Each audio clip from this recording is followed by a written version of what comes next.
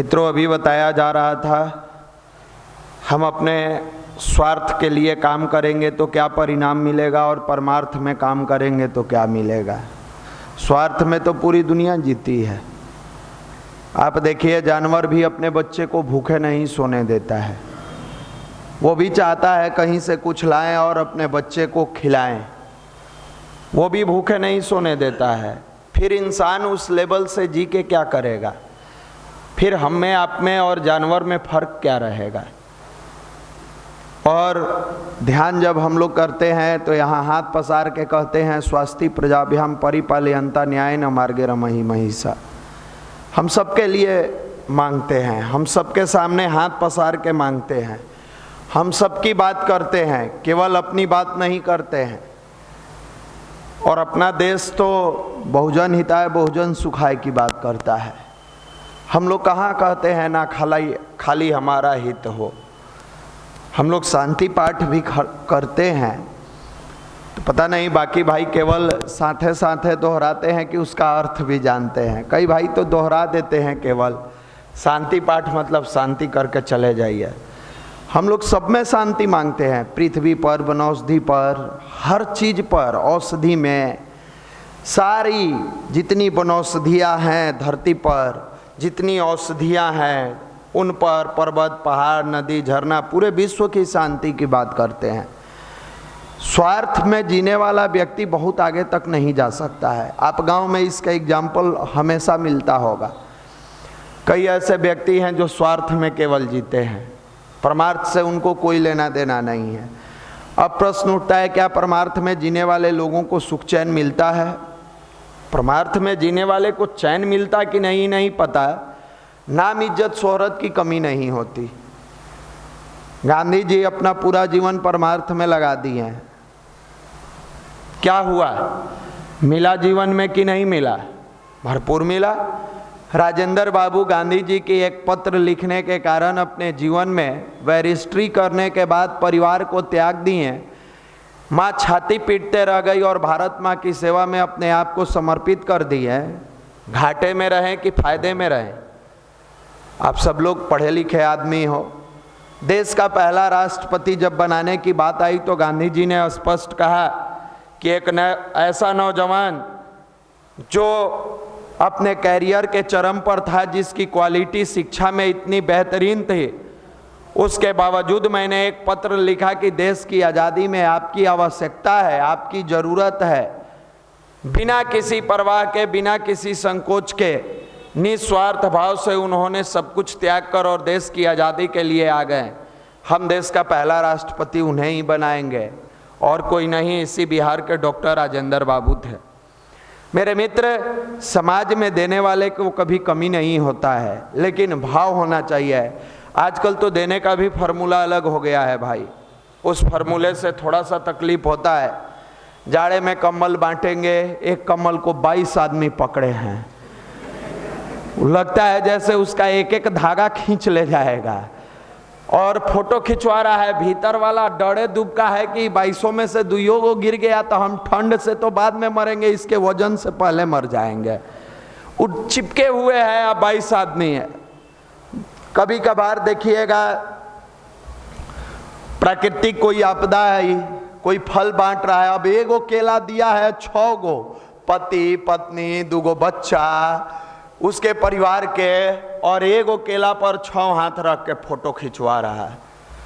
ऐसा भी न करे कि सामने लेने वाला भी बेचारा उस शर्मिंदगी से मर जाए, भूख से मरे, बाद में शर्मिंदगी से मर जाए कि 1 केला का वजन 6 आदमी उठा कर लाया है।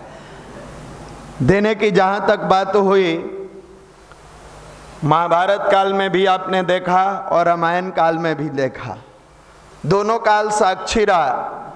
एक तरफ देने की जब बात आती है तो कर्ण अपना कवच निकाल कर दान कर देता है। देखे हैं कि खाली आप लोग बाण का आवाज सुनते हैं, सुई, बड़ा मजा आया भैया, बाण के आवाज में बड़ा मजा आया। त्याग की बात अगर कहें तो इतना बड़ा त्याग कि उसे पता था कि ये देने के बाद मेरी मृत्यु हो सकती है, लेकिन मांगने पर वो कवच तक निकाल के दे दिया। दूसरी जब त्याग की बात आती है तो एक तरफ पूरे राज्य में धूम मचा हुआ था कि राज्याभिषेक भगवान रामचंद्र जी का किया जाएगा। माताएं भी खुश, परिवार वाले भी खुश, पिता भी खुश, परिजन भी खुश, जनता भी खुश, नौकर चाकर सब खुश। लेकिन माताओं में एक माता को लगा कि ये राजगद्दी, वो भी किसके कहने पर? मंथरा के कहने पर। मंथरा के कहने पर लगा कि नहीं, ये भरत को मिलना चाहिए। खूंटा गाड़ देती है कि नहीं, भरत को मिलना चाहिए। और वो त्याग की प्रतिमूर्ति संतान में सबसे बड़ा भाई राम, जो बिना हिचकिचाहट के अपने पिताजी से के पास जाते हैं और कहते ही, इतनी सी बात के लिए आप इतने परेशान थे, एक बार मुझे कह दिए होते। त्याग ये है, अध्यात्म सिखाता है हमारे देश में त्याग। हम आप न जाने किस दुनिया में हैं, ना रेलवे में है, ना बैंक में है, ना एसएससी में है, ना यूपीएससी में है, ना बीपीएससी में है, ना दरोगा बने हैं, फिर भी घमंड से फट रहे हैं। कहीं देखिएगा, ज़्यादा मत फट जाइए कि बाद में डॉक्टर के भी सिलने से नहीं सिलाए। कहीं इतना घमंड और गुमान में मत फट जाइए कि यहाँ का स्क्रू ढीला हो जाए, बाद में पिताजी और माताजी को तड़पना पड़ जाए। वो जंगल चले जाते हैं, दर्द होता है। राजा दशरथ जी बेचारे उठ नहीं पाते हैं। सूचना भाई भरत को जाती है। भाई भरत को जब सूचना पहुंचती है कि अचानक आपका बुलावा हुआ है, उनके मन में यह खटकने लगता है कि जरूर कोई बात है जो अचानक मुझे बुलाया गया। और जब घर पहुंचते हैं और पता चलता है कि आपको राजगद्दी मिलनी है और भाई को वनवास हो गया, उस राजगद्दी को ठुकरा देते हैं और भाई के पास दौड़ के पहुंचते हैं। भैया, जो आदेश पिताजी दिए हैं उस आदेश का पालन आपका भाई भरत करेगा, आप जाकर राजगद्दी संभालिए। ये भारत एक ऐसी भूमि है जहां उतने बड़े राजगद्दी को दो भाई फुटबॉल की तरह उड़ाते रहे। कभी राम से भरत के पास जाता रहा और भरत से राम के पास जाता रहा। इससे बड़ा त्याग का मिसाल दुनिया में कहीं नहीं मिल सकता है। और उस परिवार, उस परिवेश, उस राष्ट्र, उस धरती, उस भारत माँ के गर्भ में हम सब पैदा हुए हैं। और इतना सा त्याग की बात आती है कि थोड़ी सी आलस को त्याग दे तो हमारे माँ बाप खुशहाल हो सकते हैं। थोड़ी सी अपनी बुराइयों को त्याग दे तो हमारा कैरियर शानदार बन सकता है। थोड़ी सी नकारात्मक चीज़ों को अपने जीवन से निकाल दें तो हमारी माँ और पिताजी रोटी और दाल के लिए कभी नहीं रोएंगे, दवा के लिए कभी उन्हें परेशान नहीं होना होगा। उतनी बड़ी राजगद्दी को त्याग कर सुकुमार राम जंगल में जाकर अपनी जीवन 14 बरस बिता सकते हैं और भाई भरत मिट्टी के नीचे अपना गांव से बाहर, उस साम्राज्य से बाहर निकल के और गड्ढा खोद के सो सकते हैं। क्या हम इतना त्याग नहीं कर सकते? क्या हम इतना काम नहीं कर सकते? क्या हमारे अंदर इतनी क्षमता नहीं है कि हम अपने अंदर के निगेटिविटी को त्याग दें? उस माँ बाप के लिए जिसने 9 महीना दर्द से पाला, जिस माँ ने हमें 9 महीना दर्द से पाली, जिस पिता ने हमें उंगली पकड़कर चलना सिखाया, जिसने कंधों पर बैठाकर दुनिया दिखाई, जो अपने कठिन चुनौतियों से लड़ते रहे लेकिन हमारी जीवन में कभी भी परेशानियां नहीं आने दी हैं, जो अपने पैसे की तकलीफ से तड़पते रहे, लेकिन जब हम लोगों ने कहा पिताजी रूम रेंट देना है 2 दिन आगे या 2 दिन पीछे, तकलीफ सह के या इत्मीनान के साथ आपके अकाउंट में पैसा भेज देते हैं, आप तक पैसा पहुंचा देते हैं। क्या कारण है आज उसका 16 साल, 18 साल, 20 साल, 22 साल का नौजवान अपने परिवार और अपने पिता के लिए त्याग नहीं करता है? क्या कारण है कि हमारे अंदर एनर्जी भी है, जोश भी है, लेकिन इसको होश में नहीं ला पाते हैं? मेरे मित्र, इसका सबसे बड़ा कारण जब ढूंढ कर निकलता है तो युवा जीवन में अध्यात्म की कमी। यह अध्यात्म मानवीय मस्तिष्क को बैलेंस करता है, युवा के जीवन में आता है, उसकी बुद्धि को सन्मार्ग पर ले जाता है, बुद्धि को सद्बुद्धि में प्रेरित करता है। और जब युवा की बुद्धि सद्बुद्धि में प्रेरित होती है तो सन्मार्ग पर चलता है और उसका हर एक कर्म शानदार तरीके से आगे बढ़ता चला जाता है। लेकिन दुर्भाग्य है, आज त्याग की परिभाषा कहीं और चली गई। 4 दिन पहले मित्रता होती है, इशारों इशारों में बातों को समझा रहे हैं क्योंकि लाइव चल रहा है। मित्रता हुई, उसने कहा तुम ये छोड़ दो, इधर से होता है, तुम कहती हो तो हम पूरा दुनिया छोड़ देंगे। कितना बड़ा त्यागी है आप, जिसने पूरे जीवन पाला। अभी भी आपके एक आंसू पर उसका कलेजा फट जाता है। उसके लिए कभी इतना बड़ा त्याग जीवन में नहीं आया।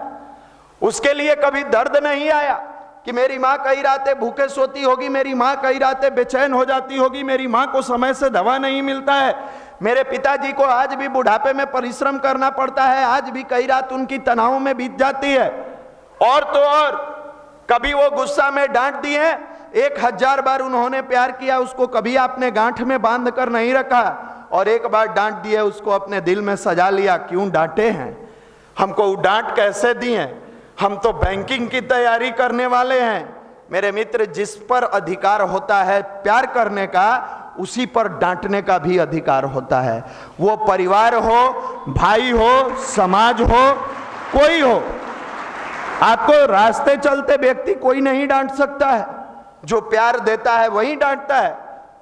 आपका वो अपना परिवार हो या आपका गायत्री परिवार हो, दोनों जगह वही बात लागू होती है। कई भाई, मनीष भैया हमको बोल दिए, फलाने भैया हमको बोल दिए। अरे आपको 1000 बार उसी मनीष भैया से प्यार मिला होगा, 1000 बार आपको जी कह के, कौन पूछता है जी पटना में जी आपको, फलाना जी। रास्ते चलिएगा, दोस्तों आएगा, कहेगा कारे काल बा, अपना भाषा में बोलेगा। आपको यहां से जी, छोटा से बड़ा भाई, इतना सम्मान मिला। कभी आपको नहीं लगा कि 1000 बार सम्मान मिला, एक बार डांटे भी हैं तो गिराने के लिए नहीं, निखारने के लिए डांटे हैं। क्योंकि जो प्यार करता है वही निखारने का काम करता है। घर परिवार सब जगह वही चीज लागू होती है। खा रहे हैं, सो रहे हैं, 1000 बार प्यार मिला, इग्नोर किए। एक बार माँ बाप पूछ दिया थोड़ी सी ऊंची आवाज में, कब तक पटना में तैयारी करते रहोगे? कहता है जाइए, अब हमारा चेहरा नहीं देखिएगा, जाइए। वाह, धन्य है ये हमारे लाडले। और लाडली तो यहाँ है नहीं, वो लोग लाइव सुनती है, वो लोग भी यही करती है। माता जी एक बार कह दी फलाने के घर शादी है, इस बार नहीं जाओगी, पापा मना कर रहे हैं। हमारी दोस्त जाएगी, हम नहीं जाएंगे। भाई, माता पिता का आदेश ईश्वर का आदेश है। कुछ सोच के अगर कह दिए नहीं जाना है, सिरोधार्य है। पहले हमारा परिवार है, चाहे वो घर का परिवार हो या गायत्री परिवार हो, इसके बाद दुनिया का कोई व्यक्ति है। अगर वो कहते हैं तो मुस्कुरा के आप कहिए ठीक है, पिताजी की इच्छा, पिताजी का मन, नहीं जाने देते हैं, कोई बात नहीं, मुझे कोई तकलीफ नहीं है माँ, कोई बात नहीं है, पापा के अनुसार ही हम चलेंगे। लेकिन आज दुनिया न जाने किस चकाचौंध में उलझी हुई है कि अपने अहम को ही सब कुछ मान बैठा है। वो अहम है, आपका अच्छा विचार नहीं है। उस घमंड को सब कुछ कि हम कह दिए, वो कह दिए। माफ करना मेरे मित्र, ये आने वाले समय में ऐसे लोगों का कुछ नहीं होने वाला है। क्योंकि जीवन में वही व्यक्ति सफल होता है जिसके जीवन में अपना और बड़ों के अनुशासन पालन करने की क्षमता होती है। आज अगर मर्यादा पुरुषोत्तम राम बने तो वो राजा दशरथ अपने पिता के अनुशासन का जीवन में पालन किए। जंगल जाते समय केवल राजा दशरथ के पुत्र के रूप में गए थे, मर्यादा का पालन करते हुए जब लौट के आते हैं वन से तो मर्यादा पुरुषोत्तम राम कहे जाते हैं, केवल राम नहीं रह जाते। और आप भी इस पटना में आए हो तो केवल एक किसान के बेटा, एक कर्मचारी के बेटा, एक पदाधिकारी के बेटा, एक अधिकारी के बेटा, एक स्वरोजगारी के बेटा बन के आए हो, एक बेटा बन के आए हो।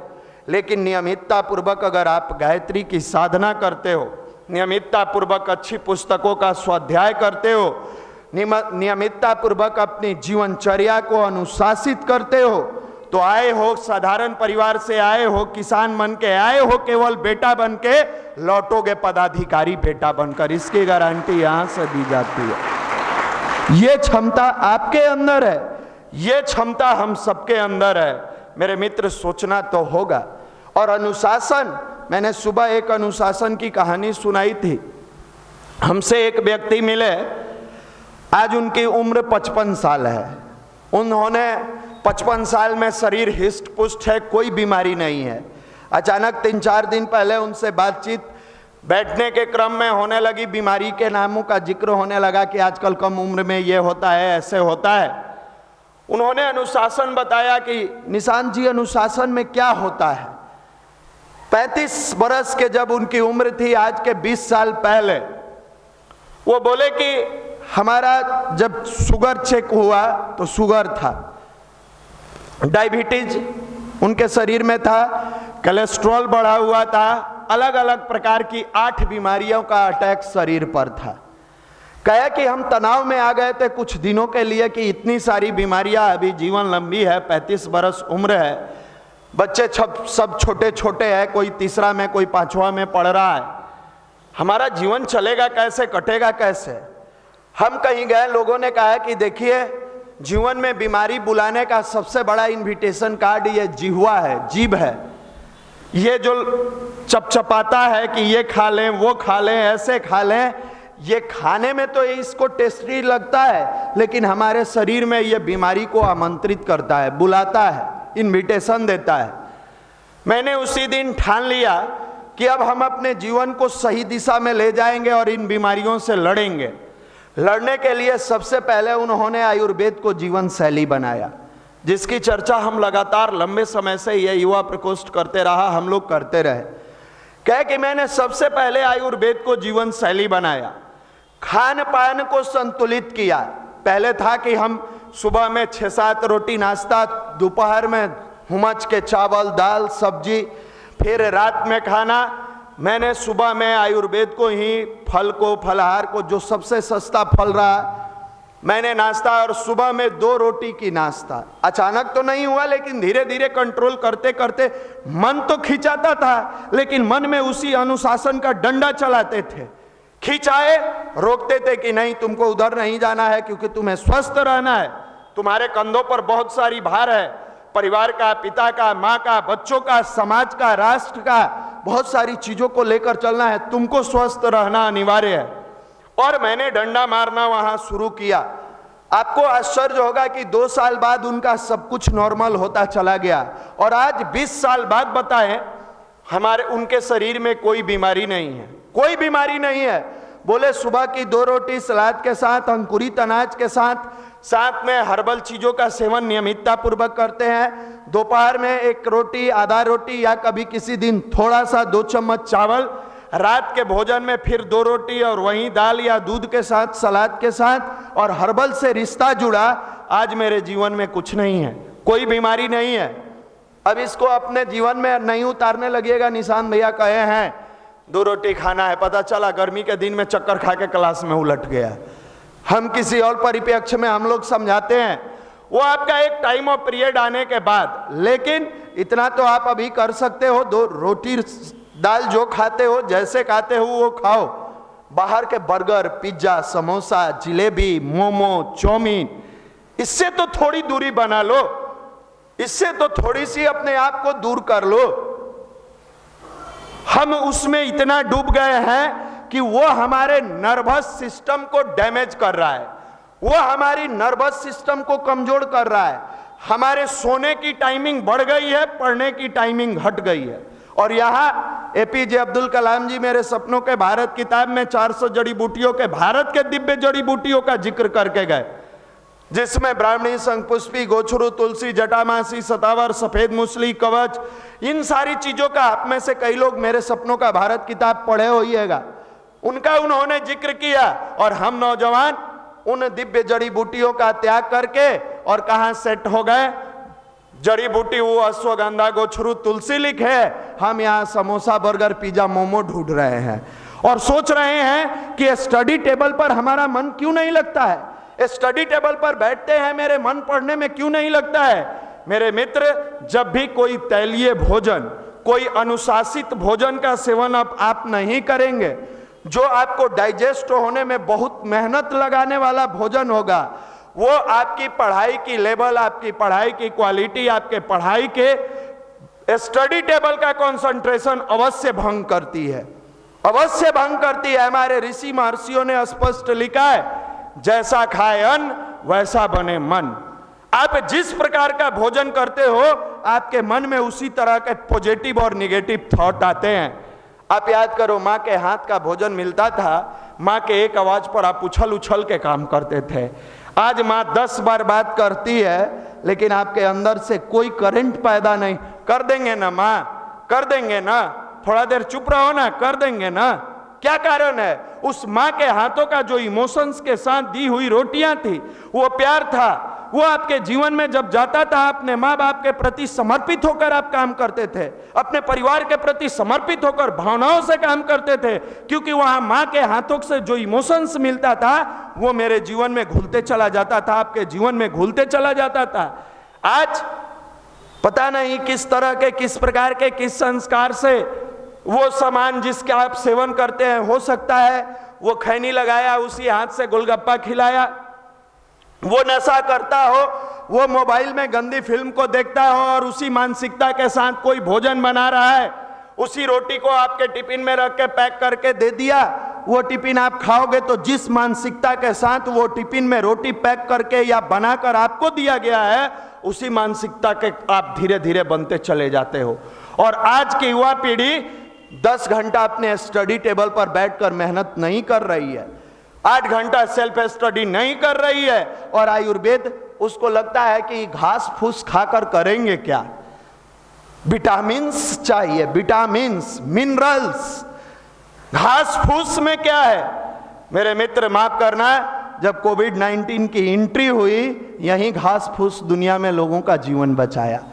जिसको आप घास फूस कहते हो, यही घास फूस लोगों के अंदर इम्यूनिटी बूस्टर का काम किया, इम्यूनिटी पावर बढ़ाया। और जिसको आप घास फूस करते हो, हमारे ऋषि महर्षि इसी का सेवन करके पूरी दुनिया में अध्यात्म का पताका फहरा है। इसी घास फूस का जिसको आप कहते हो, जिस आयुर्वेद को, इसी आयुर्वेद का सेवन करके चमन जैसे ऋषि, जिनके नाम पर आज चमनप्राश बनता है, बुढ़ापे में भी जवानी की धमक दिखा दी थी। मेरे मित्र, आयुर्वेद कोई दवा नहीं, औषधि नहीं, जीवन शैली है। इसको जो अपनाएगा अपने जीवन को शानदार बनाएगा, उसकी वाणी में हो जाएगा और ललाट पर तेज आएगा, उसकी गेनिंग कैपेसिटी बढ़ेगी, रिकॉलिंग पावर बढ़ेगा, वर्क एफिशिएंसी बढ़ेगी, हार्ड लेबर करने की क्षमता पैदा होगा। आज 2 घंटा स्टडी टेबल पर बैठने वाला युवा ढूंढने से नहीं मिलता। लॉज का लॉज एक ही काम में लगा हुआ है। किसका? पढ़ाई कर रहे हैं भैया, पढ़ाई कर रहे हैं। कब पढ़ते हो? नहीं, अभी ये स्टडी 2 घंटा भी मन से नहीं, मोबाइल बगल में रखा है। 2 बार उसका आवाज हुआ, मैसेज आया, बना रहा था फिजिक्स, न्यूमेरिकल ड्राइव कर रहा था, 2 बार टीटी हुआ, अपना कलम रख के अब मोबाइल का न्यूमेरिकल सॉल्व करने लगा। पढ़ रहा था ग्रामर, रट रहा था मीनिंग, अचानक फोन का रिंग हुआ, उठाया, देखा कि अरे ये तो मित्र का फोन आया, किताब मोड़ के रख दिया और मित्रता की ग्रामर की कहानी लंबी चलती चली गई। इतिहास का कोई चैप्टर खोल के पढ़ रहा था, अचानक दोस्त का या दोस्ताइन का जो भी रहा फोन आया, बस वो इतिहास समाप्त, अपना इतिहास जारी हो गया। और ये भी अपने माँ बाप से कहते हैं, पापा चिंता मत करिए, हम नौकरी लेकर आएंगे। मेरे मित्र, जब जब वो गार्जियन मायूस होता है, जब जब उस माँ के जीवन में तनाव आता है, जब जब वो पिता अपने जीवन में निगेटिविटी का शिकार होता है, तब तक एक ही उम्मीद उसके आंखों के सामने आती है, मेरा बेटा पढ़ लेगा तो मेरे दुख के दिन दूर हो जाएंगे।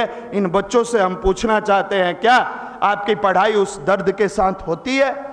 क्या आपकी पढ़ाई उन माँ बाप के सपनों को साकार करने के लिए होती है? क्या आपकी पढ़ाई इस पटना में उन पिता के जीवन को खुशहाल बनाने के लिए होती है? क्या आपकी पढ़ाई उस माँ के पुराने आंचल को नया साड़ी में तब्दील करके और ईमानदारी पूर्वक हर पर्व में मुस्कुराते हुए चेहरे के साथ माँ को जीने के लिए होती है? अगर नहीं होती तो आप सपूत कहे ही नहीं जा सकते।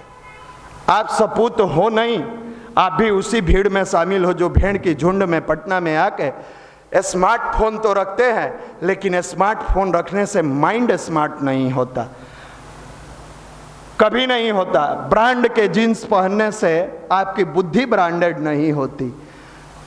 स्मार्ट चेहरा दिखने से आपका इंटरनल पावर स्मार्ट नहीं होता है। इस स्मार्टनेस को बनाने का विज्ञान जो है वो भारत का अध्यात्म है।